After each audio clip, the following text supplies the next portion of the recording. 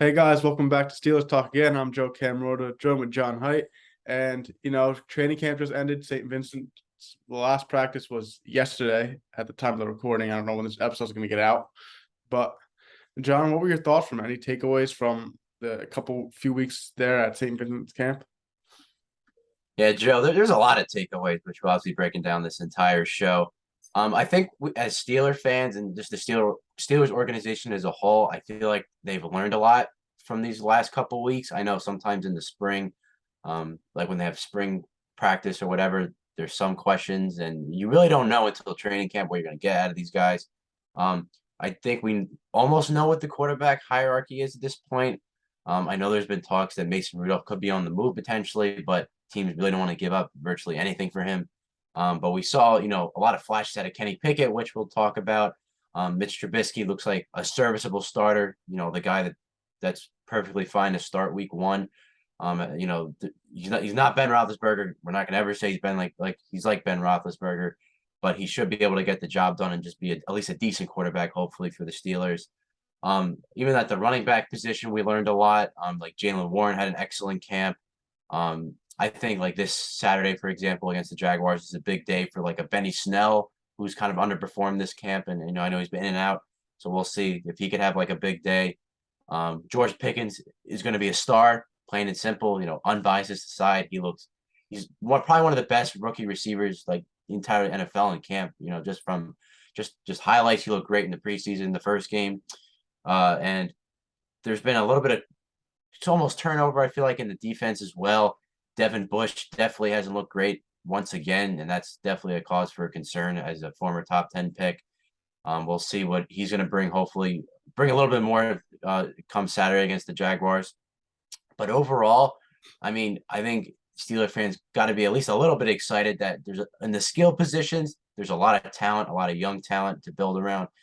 Running backs, receivers, tight ends. There's going to be a ton of weapons for whoever's at quarterback to use.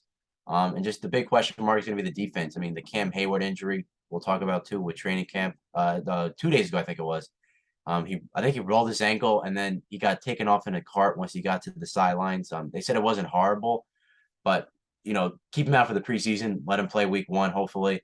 But just definitely a lot to be excited about, Joe. Interesting to see what you have to say from these takeaways. Yeah, I think the biggest takeaway I have, and I'm going to knock on wood here as I say this, there weren't any major injuries. Thank God. Obviously, there's still two more preseason games, Jaguars and the Lions game. Weird they're not playing the Panthers this preseason. They always play the Panthers too. It was a staple. The fourth preseason game would always be the Panthers, and so it feels like an end of an era. You lose Ben Roethlisberger, he's gone. No more Heinz Field, and no more playing the Panthers in the fourth game of the preseason. What's going on here? No And more it would Kevin have been against Colbert. Baker Mayfield too, which would have been fun, like as an ex Brown.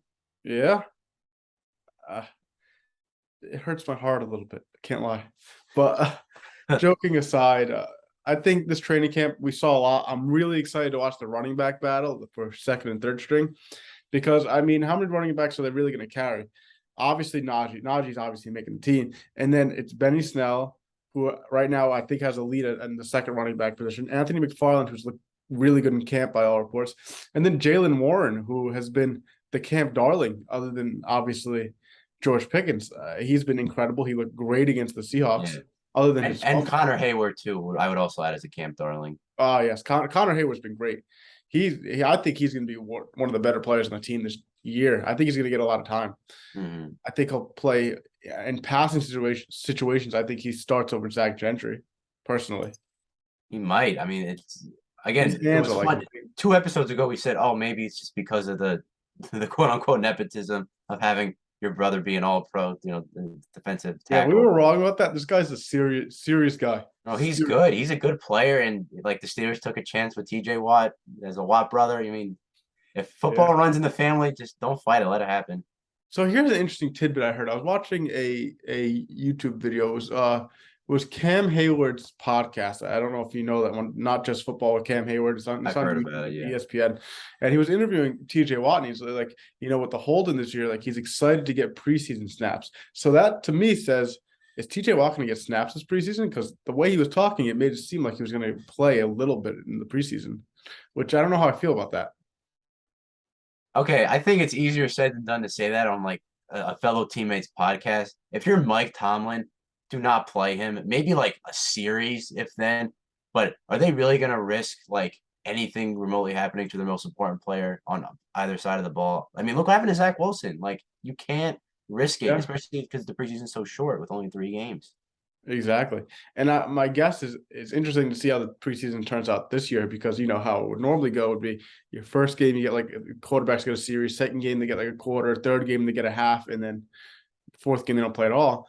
How's it going to work now? Obviously, we saw it's obviously different this year a little bit with the quarterback situation, but is Mitch going to get a half, and then is he? I'm very intrigued to see how they run the starters in the second game now because there's only 3 games. I think, I mean, at this point, they say Kenny Pickett is like the backup. Like he's like, even though Mason Rudolph, they said has probably had the best camp out of the three. I think like Kenny Pickett has shown a ton. I mean, the preseason game is the most notable thing, but just he had a rough start and he's really picked it up and he's, made better decisions with the ball and he's been like just overall better since he entered camp. So, I mean, Mason Rudolph, you kind of hope, and you kind of feel bad for the guy that maybe he will get traded to Detroit or a team like that just to get another opportunity because you want Kenny Pickett as your backup. The only way this experiment is going to work of maybe having Kenny Pickett be, second in command for a whole year, like again, like a Mahomes or, we've seen so many quarterbacks take like a year off, like to just know the offense, learn from a great. I'm not saying Mitch Trubisky's a great, but he's been around a little bit, in the NFL, and You obviously got to be Mike a better Tomlin's a teacher great than coach. Ben because Ben's backups never did anything. I know. I mean, obviously Ben was doing something wrong, and bringing up that there's been a lot of talk, and I've heard a lot in the past that like remember when Ben was almost getting sort of just like I don't say hurt or threatened, but I feel like he was just not great at developing guys that were younger than him. Like he, No, obviously he cared about quarterbacks. I his mean, job. he literally said, "I wish." He literally said that we should never have drafted Mason Rudolph. That's He's what been, it was. Like I think Mitch Trubisky's going to be a breath of fresh air in that department, even though he's yeah. not a Hall of Fame quarterback whatsoever. Like I mean, hopefully Mr. Trubisky is in a state or in a state of mind that he knows that he's not the quarterback of the future. They drafted the quarterback of the future this year. If he ends up being a good quarterback for the Steelers, he'll hopefully maybe have the job for a year or two. I think this is a great spot for Mitch Trubisky. I mean, he has the weapons here to succeed, and if he puts great work on tape, then he has a place to go for the future. And also, being a leader, I mean, you could develop another quarterback. That's another big thing for leadership qualities that teams want in quarterbacks. I mean, I think Mitch Trubisky is really in the perfect spot here because he can show out, and then he goes into free agency in 2 years or he gets traded or something, and Does he have a 1 year deal? two. Two. Exactly.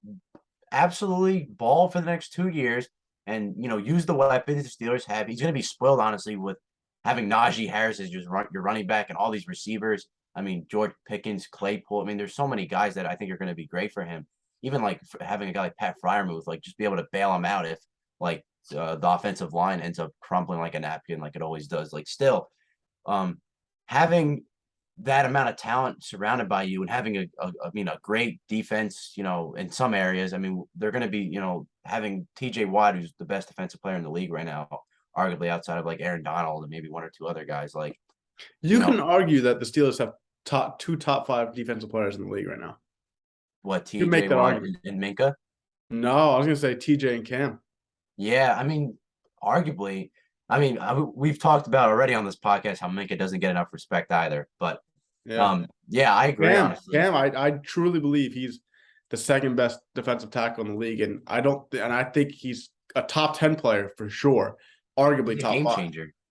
Yeah, Like, I mean, okay, Mitch Trubisky, maybe 2 years, they'd like Kenny Pickett really ease into the role. And again, I think Kenny needs to start next year though. Personally, I think so too. But I mean, we've seen in the past some teams just love to take their time with the young quarterback. The Steelers, I mean, with Ben kind of threw him into the fire almost back then. And again, Mike Tomlin wasn't the coach, but I feel like at least this year, let him ball, and then maybe next year, maybe he loses his job to Kenny Pickett. Teams will still want him in 2 years when free agency comes and around. also he's a very good backup. What's wrong with Exactly. having a great backup on your team? he shouldn't have to worry about getting a job in 2024 because, like you said, he can either be a serviceable backup or even a team that just has a terrible quarterback situation. You can name three off the top of your head. Let's say like Baker Mayfield and even Sam Darnold just crumble again, like we've seen throughout both of their early careers already. He could easily go there, or there's like probably 5 to 6 other teams around the league you could say he could be maybe a backup or a starter for in Yeah. 2 years. And you can even look at it this way. He might be like, hey, I love it in Pittsburgh. I'm just going to stay here and be a backup there. I mean, look at Charlie Batch. Yeah, Charlie Played Batch had Pittsburgh for like 10 a, years a as a backup. fine backup career. I mean, he Yeah. understood his role, and as long as Mitch Trubisky, I mean, he doesn't seem like a guy that has that much of an ego to be No. able to say like, no, this is my team. I mean, it's going to be Kenny Pickett's team. If it's not Kenny Pickett's team in 2 years, then there's an issue. Then they drafted wrong. So it's the way it is. Or In Mitch just my played eyes, at least. amazing. Maybe Mitch has an all-pro season. Who knows? Again, like Yeah. Probably it's so not. hard to tell. Like at this point, Yeah. it's a lot of hypotheticals, but I think the big thing for the takeaway of the quarterback situation is that Mason Rudolph has to go somewhere else. Yeah. I mean, I was watching this interview. Omar Khan was on the Pat McAfee show the other day, and he was like, Mhm. we're going to keep all three of those guys. And I'm like, he could just be saying that. I don't know if that's true. I mean, I feel so bad for Mason because I do too. he's got such a short end of the stick. He did nothing wrong. He literally did nothing wrong. He's just not that good. I mean, he could be a backup somewhere else too. There's teams with He's no a very backup. serviceable backup. You remember that Browns game in 2020 when he had all week to prep and he just dunked on them? He had a better performance against the Browns in week 17 when they were fighting for the playoffs that Ben Roethlisberger did in the playoff game against the Browns. True. I mean, well, that game weren't the second stringers in For who? The Browns? the Steelers. Yeah. Well, were there second stringers for the Browns too? No, because they needed a win to get into the playoffs. Oh, you're right. But it was definitely the Steelers. So he wasn't playing with the Steelers' number one offense. Like I think some guys were out. I know Like, Claypool played. I don't think Deontay played. okay. Yeah, I mean, I remember that game and it was funny almost because like wow they still were able to he was still able to play well against a team that was looking for that playoff spot. But I just looking around the league, there's at least 5 or 6 teams that come to mind that like could have him as a backup. Maybe Yeah. not a great backup, but a serviceable backup is the word I'll use. Yeah. Yeah. And I just think that overall, I mean, like you mentioned, not having any injuries is great. You know, again, knock on wood, because the preseason tomorrow, I can probably someone will get hurt as we're recording this, of course. I mean, it's just the way football is. But another thing that's been bothering me a lot, and I think it's bothered you. I mean, obviously their linebacker situation, turning the defense now. Miles Jacks look great. Devin Bush is an issue, I think. I think at this point It's he is going to an be a issue. big problem, in my opinion. First off, it just sounds like he doesn't care. I don't know if you heard that interview the other day. Yeah. It's like And they said even he was trying to like when he was going to tackle someone, like he was held without tackles for a whole drill, or maybe it was a game, and then during the preseason game, like he he just didn't have doesn't any look tackle in that motivated. game. And apparently they're saying, "Oh, he's fine in the gap, but he's not making any splash plays." It's like it's upsetting because like Robert Spillane is not can't like, no. No, you can't have Robert. They need to. Here's my hot take: trade Claypool and Devin Bush and a couple picks for Roquan Smith of the Bears. Wow. That's Wow, that's what I take. why Claypool in that deal. They need a wide receiver. They need wide receivers, That's interesting. right? Who else? You're not going to trade Deontay, obviously. You're Yeah, not so gonna like, trade let's figure out Pickett. who's untouchable. Deontay, Pickens. Pickett. No, I'm saying for like if you're going to trade a receiver away. Receivers. Um, that's it. Those are the only. Like the Steelers, I think obviously you're going to have a good receiving core this year, but I don't think they're in a position to trade away a polished guy yet, because I still don't think we don't know what's going to happen with like a Calvin Austin. I mean, Gunnar Pickens, Olszewski's look great though. he's looked great, but again, you got to take it with a grain of salt. It's the preseason. Like I don't Devin know. Bush. I'm anti Claypool. I'm anti the Canadian. So No, I get know. rid of I him. mean, Get him off the team. The team gets better. Devin Bush, a pick, and like some other position that they have a ton of. I would keep the receivers for now because I still don't think you don't know like what you have yet.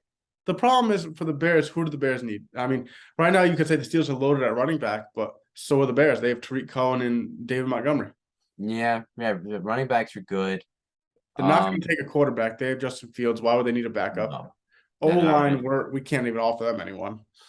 Corner Defense, defense, we're too raw everywhere. Unless you want to offer him a D lineman, but like what about like Isaiah like Loudermilk or something? I don't know if they take that though. That yeah, for Roquan Smith, no. I mean, that'd be like a fleece from a Steelers perspective, but like Yeah. I mean, all right, this is kind of a hot take for me. Do you give up a Calvin Austin in that trade over a Chase Claypool? Oh, I say no, and here's why. I think you Because you want the hate years of Claypool. control. I think you want the years of control because I don't think we're going to give Claypool another contract, and he only has 2 more years on the team. Then you got to franchise him. I say let Calvin Austin play, see what he can do, and also why would the Bears take Calvin Austin? He hasn't proven anything yet. That's true. Yeah, I guess so. I mean, I'm higher on Chase Claypool than you are. I mean, his off the field antics, I don't agree with any of that. I That's don't care about his off the field antics. yeah. The problem is he can't stay up straight. He just falls down all the time on his Yeah. routes. I And just he's a jump ball player. He can't win jump balls. again the Steelers are in a and I'll use this term because I mean in hockey you say it all the time. Like the Flyers are a team that are trying to retool. I think the Steelers are in a retool right now where they shouldn't be offloading young assets unless they really have to. And I mean, Devin Bush, I still think, I mean, it is an issue. We just said it. It's a huge issue that he's just not playing well. He doesn't look motivated. There's just a lot going on with him. But maybe give it to like a quarter of the way through the season. If he's like atrocious again, then you gotta, I think, really consider something. But at that point, also, like, what are you gonna do with him? Like, what team would want that at that moment? Yeah. Like, would the Bears even take a Claypool Bush pick trade? Would they even do that Probably if they not. think Devin Bush is a bust? Yeah, that's why I think you trade him now because you could make the argument, oh, he just needs to change the scenery type of thing. Yeah, that is true. I mean, are there any talks that that's even a thing, or is this more of a hypothetical? Because I haven't really heard that. I just heard like people talking about that's maybe a place it lands. I don't know if like there's anything serious to it. It It's would not be awesome if he was a Steeler. Obviously, I mean, have him in that linebacker core with Miles Jack. That'd be fun. that would I mean that turns the defense to That even turns the better than whole. they already are. That helps hide the the flaws of having a terrible secondary at the moment. I don't know if it's a terrible secondary, John. I think it's not a great secondary, but I wouldn't say it's a terrible secondary. I don't know. I mean, you're higher on it than me. We'll see. I can already envision the first 3 weeks of the season of how many yards they're going to give up through the. Mac Jones. All right, I'm gonna be in Italy when this game happens, so I'm not gonna be able to watch it. But if Mac Jones gives up, if throws for more than 300 yards, that's I will fly back to Pittsburgh and personally talk to the defense. I'll cut my vacation short and I'll have a talk. I'll talk to them. I'll say, So, you will know you what? agree with me with that take if he throws for over 300 yards against the Steelers? Yes, that's Okay, a serious problem. I'll remember that. I'm Who do the keeping you. Patriots have at wide receiver? Mac Jones is not that guy. He's good. He's not that guy though. He's a system quarterback, and he He found the also best doesn't system have for him. weapons. Yeah, who are the receivers right now? I mean, 'cause I know Harry's gone. I mean, we have to look that I up. couldn't name you a single receiver on the Patriots. I just, the Patriots again. I still think that was the best spot for him because I think if he was like on the Bears or even like the Oh yeah, Niners, it's absolutely the best spot for him. no, I think it have been a glaring issue that he would be, all of his flaws would be exposed. All right, Devontae Parker. All right, right? He was from the Dolphins. Yeah. Yeah, I mean he was decent on the Dolphins. Trey Nixon, Tyquan Thornton, Kendrick Bourne, Kobe Myers, Matthew Slater.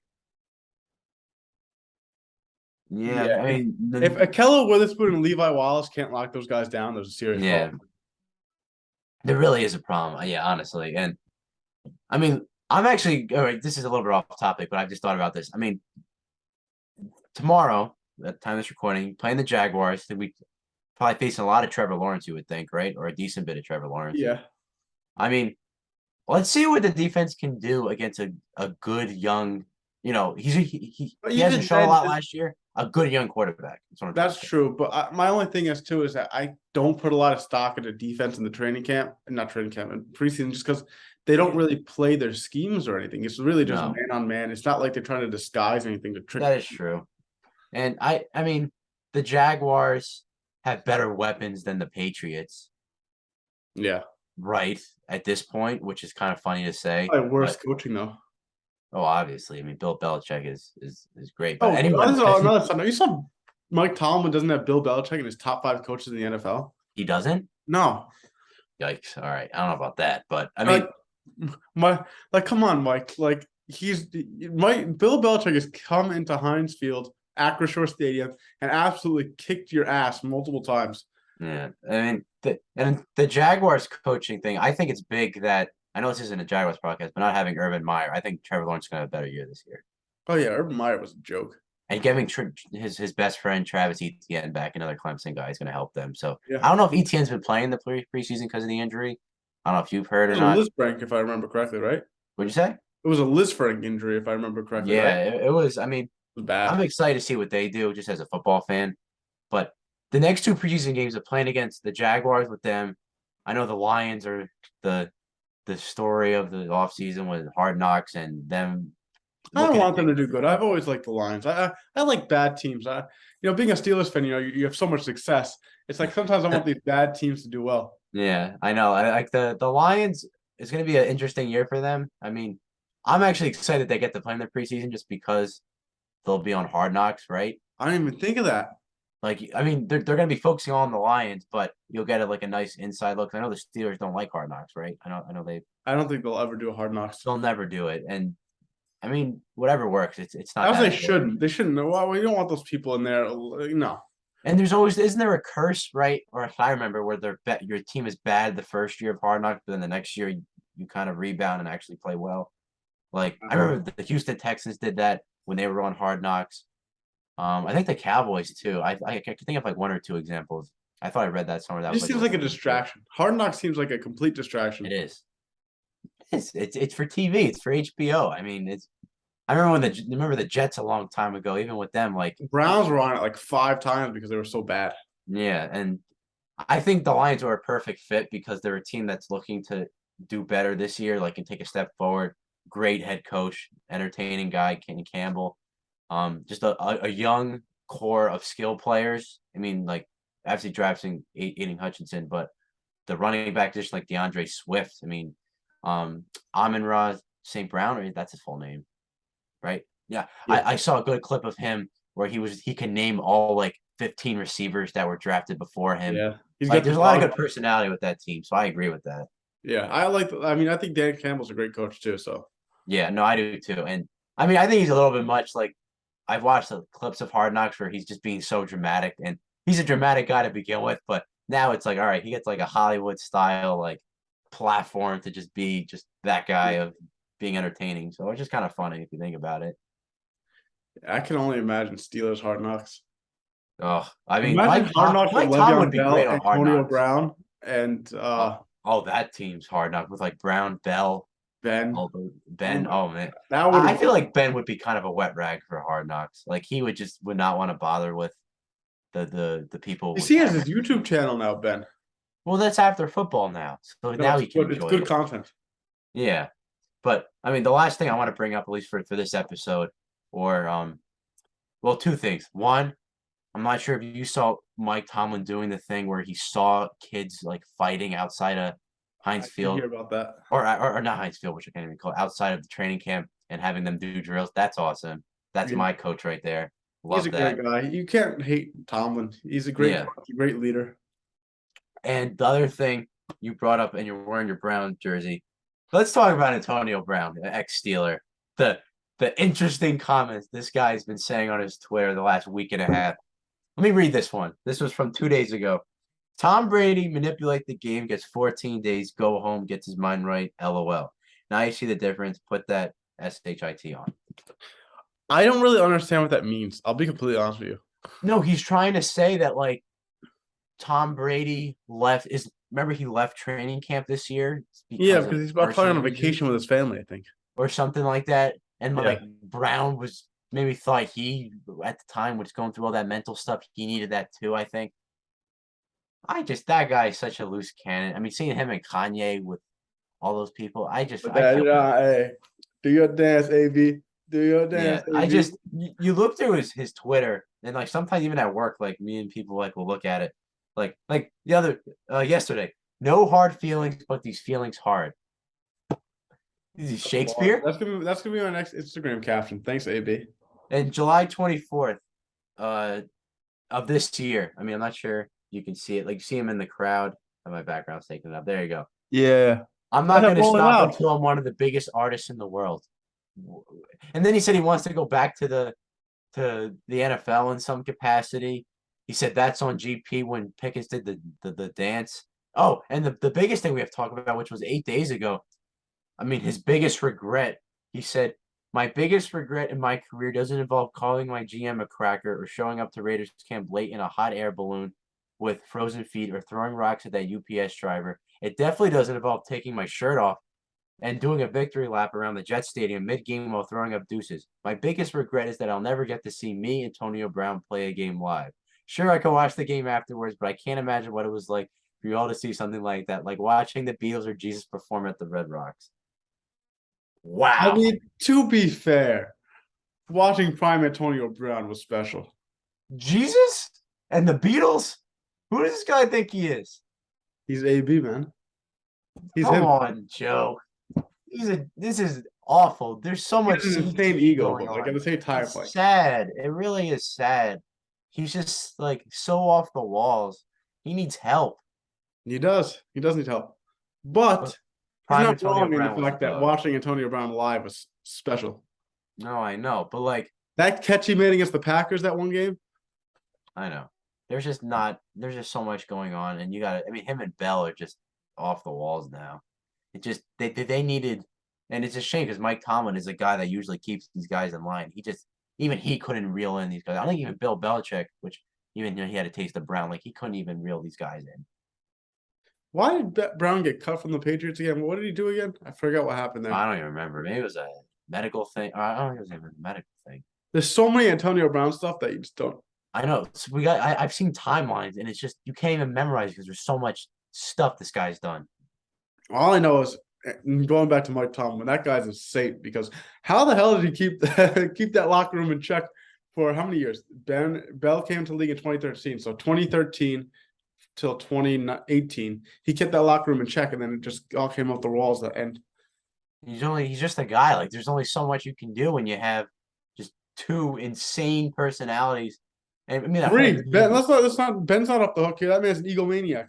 oh, obviously, yeah. I mean, those three all, and I mean, at the time, prime offenses like they were probably the best offense in the league, if maybe top three. Like Yeah, if they didn't run into I think Tom Brady every postseason, consistency, top the best one. But yeah, I know like the Falcons in 2016. well, yeah. Better. Like, but over that period, I think easily they were the best offense. And like I just think about it all the time. Like what could have been. I mean, they ran into Brady in the postseason a bunch. Le'Veon Bell got hurt every single playoff game, it felt like. You know what I was thinking about literally the other night? The funny you bring that up. I swear on my life. The other night before I was trying to sleep, I was thinking, what happens if Le'Veon Bell didn't get hurt in that Patriots game? I think about that too. I was literally thinking, I was like, if he doesn't pull his groin, I was like, what if I went back in time and I could be like, Le'Veon, get as much massages as you can. No jokes there. Get as much massages as you can on your groin before you play. Okay. It was a hamstring. I don't remember if it was a hamstring or groin, but the same thing. Get as much massage as you can so you're ready for that Patriots game. Because that playoff, Le'Veon was carrying that. I specifically remember he had like multiple over 100 yards. I think both games he had over 100 yards against the Dolphins and the Chiefs, and he had like a 200-yard game only a few weeks earlier against the Bills. Yeah, that'll be the most amount of what ifs in like the And here's my other hot take, years. John. If Ryan Shazier never gets hurt, that Steelers team wins the Super Bowl. Yeah, I mean, That's the biggest what if, and I will go to my grave believing that team would have won the Super Bowl if Shazier didn't get hurt. if Shazier and Bell didn't get hurt. Bell wasn't hurt that year. Oh, you're talking about when 2017. Shazier. Yeah. Cause I will always be haunted. I remember watching that Shazier game, and it's just he was so good. He's what Devin Bush wants to be Ryan Shazier. Like he was a high profile linebacker draft pick. that He was was his just breakout. That was awesome. like his second like real breakout year. Because I remember 2016, he was really starting to be like that guy, and in 2017, Yeah. he was just like insane. He was literally insane that year. He was going to be arguably an All Pro linebacker that year. You have to hope that Devin Bush can have that career arc. I mean, Shazier didn't even really start out that slow. He It was just injuries. Injuries it was killed him the first injuries, couple of years. and then that hit. I mean, it's still scarred in my mind. It'll always be scarred in our minds. Like, Thank God he can walk. I mean, that's what's most important. yeah, like, but that's not even so much of a hot take. I think they'd have a really good shot at winning. Because they definitely, I think they beat the Patriots that year in at Heinz Field if he doesn't get hurt. And then they get the 1 seed. They play the Titans instead of the Jaguars. They dispatch the Titans easily, like they did earlier in the season. And then they get either the Patriots or the Jaguars coming back to Pittsburgh. And I think they have a good chance of beating them. With Shazier. Shazier completely changed how that defense functioned. He was fast. He was explosive. He could do coverage. He could he was so electric just running off the line. Like he just brought so much. And the drop off between Ryan Shazier and Sean Spence was insane. Yeah, like they were a completely different unit. Like he was like the heart and soul. He was calling the plays too, right? Yep. Yeah, like he had the green dot. Like it was night and day. Oh my God. And Devin Bush was supposed to be the replacement. He was literally they traded up for him. That's got to be one of the worst picks in Steelers history right now. We're talking about that again. No, I mean just bringing it full circle. I mean, think about it. They traded up for this 10th pick to draft him. If he doesn't turn it around, that's worse than Artie Burns and that's worse than Jarvis Jones easily. And again, Devin Bush pre-ACL was very good. Very good. He wasn't Shazier level, but you could see good. like there was potential there. There was totally potential. He was making splash plays. He was doing everything. Like I mean, and it's such a shame. It's the way football is. We've seen it on every team. Teams have issues with just horrific injuries that just change the whole season around for the entire team, even if it's not a quarterback. Yeah. Well, I mean, we'll see what happens. See if he or Spillane show up tomorrow night at I don't know what the Jaguars field's called, but there's going to be more Steelers fans than Jaguars fans there. I mean, Steeler fans, Cowboys fans, they're the best teams in terms of just travel. Like another good team, the Raiders. Raiders are also, and especially you would think like from Oakland, that place where they had so many memories, and then going to Las Vegas, it's kind of a seamless transition. I remember being at the Steelers Raiders game in 2015 when AB put up like 250 yards, and there were a ton of Raiders fans there. I was kind of surprised. Yeah, and real quick, Jaguars Stadium, I forget it too. It's TIA Bank Field. There you go. Yeah. Otherwise known as Heinz Field South. All right. Yeah. There's a couple of Heinz Field Souths. I mean, every time we go play down in Florida, we just take over every stadium. Yeah. Hilarious. No, I know. Remember the Bucs game in 2018? That's what I was thinking of. I was like the Bucs, the Jaguars. Do you remember 2019 when Duck Hodges was the quarterback and we went to Arizona and it was just all Steelers fans in that game? Yeah. Yeah. And then there was that same season, the Chargers in LA. Mm-hmm. My God, that was great. No, that's the best part. One of the best parts about being a Steelers fan is just like you watch them on TV and you'll just see like this sea of yellow, and it's like, wow, is this a home game? And I'm fortunate enough for all my sports teams that mostly all of them travel well. As a Steeler, Ranger, Yankee, Knicks don't count. So those three fans, they all really just travel well, and they have a really good road presence no matter where they're playing. Oh, the best is being at Steelers Jets games. For some reason, we can't beat the Jets. I know the Jets always own the Steelers, is kind of funny. But yeah, like at MetLife, which is the game we would have been at last year, if it wasn't for COVID, that Monday night game, like there would probably be 60% Steeler fans, especially because the Giants weren't going to be good anyway. Oh my gosh, the Steelers fans just always take over that stadium. It's crazy. Yeah. But there's just a lot of Steelers fans in New Jersey. That's just another thing, though. No, it's awesome. I mean, we're from New Jersey. Yeah. If the viewers didn't know that already, yeah, Jersey boys and Seton Hall boys, but yeah, that'll wrap it up. Thank you guys for tuning in. This is a little bit of a different episode, I guess, because it wasn't really a preview or it was just talking, which is the best kind, right? Yeah. But, thank you guys for tuning in, and we'll recap the Jaguars game either Saturday or Sunday, and we'll get that out.